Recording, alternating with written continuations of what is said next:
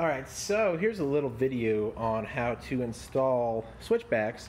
Since I am going to be building these and selling these, I figured it's probably, a nice little option to have out there to be able to watch a video on how to install them.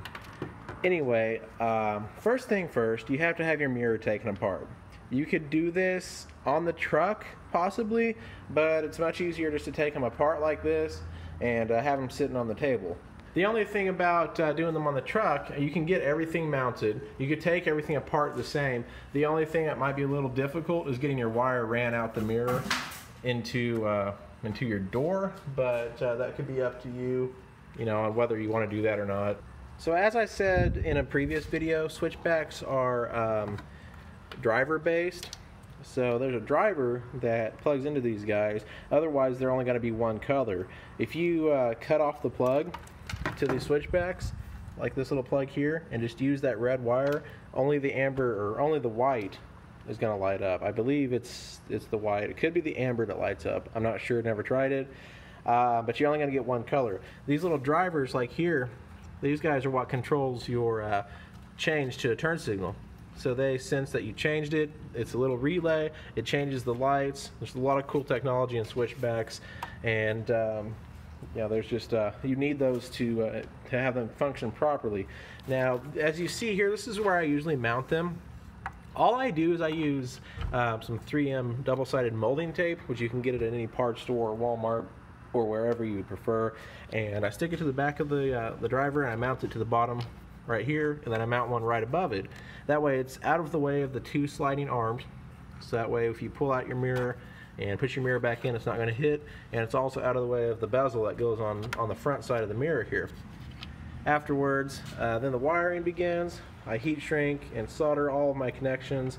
So I've got the amber wire, I've got the white wire, and the ground. I just got it soldered up and I'm ready to heat shrink it. And then we run it through the mirror, which this little cap comes off. So what you all have to do to get that off is extend the mirror, and you can actually get a flathead screwdriver, and there's little tabs where this thing goes. Alright, so you have a little tab right here, a little tab up here. All you have to do is get your flathead screwdriver underneath that, and it pops off. Same as the bottom right here. As you can see, there's a tab right here, and there's a tab right here.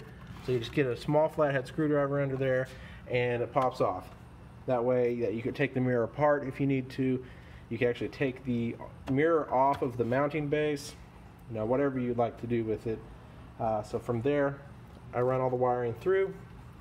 You have to get it inside the mirror and come out where this wire is, which is a challenge for some people.